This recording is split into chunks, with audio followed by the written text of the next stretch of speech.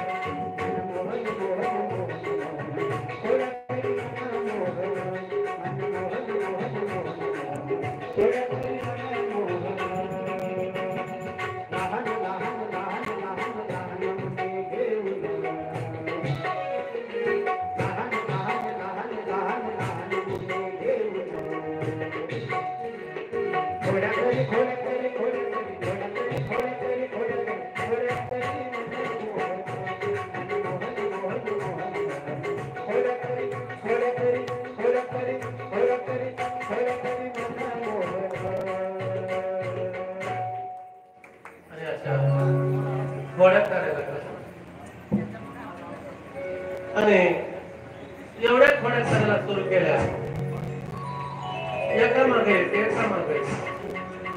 आणि यशोदेला वाटलं जर कृष्ण चांगल्या रीतीनं जर त्यानं आराम केला, झोपला, तर आपल्याला दान धर्म करता येईल. म्हणून कृष्णाला काय केलं तिनं, यशोदा मैयानं गाडी बांधलेली होती, गाडी दारात. बैलाची गाडी माहिती ना, आणि त्या गाडीला देवाचा पाळणा नेऊन तिथं बांधला. गाडीला पाळणा बांधला.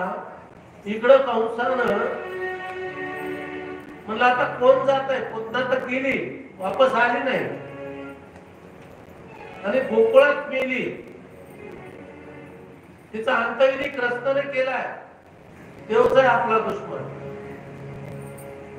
बाळ कुठं मारत असतं का मोठ्या राक्षसाला, खात्री पटली.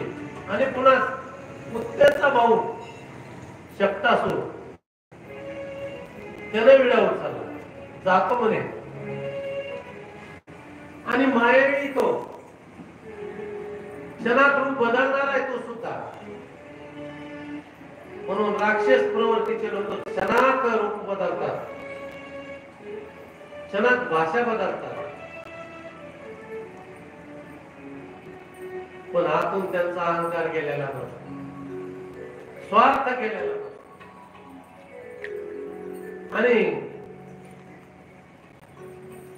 कर्तृत्वाचा अभिमान. आणि तो शक्तासूर आलेला आहे, त्याला ऐकी संधी सापडली.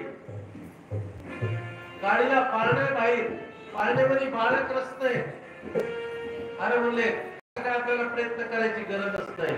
आणि शक्तासुरानं जाड असं घेतलं आणि त्या बैलगाडीवर असं दाबली गाडी. जशी मी गाडी दाबली त्यानं, त्याला वाटलं गाडी अशी दाबून बाळक रचतं चक्काचूर होईल, पण बाळाने काय केलं, एक पाय असा वर हाणला आणि गाडी गरगर गरगर गरगर गरगर आकाशामध्ये गेली.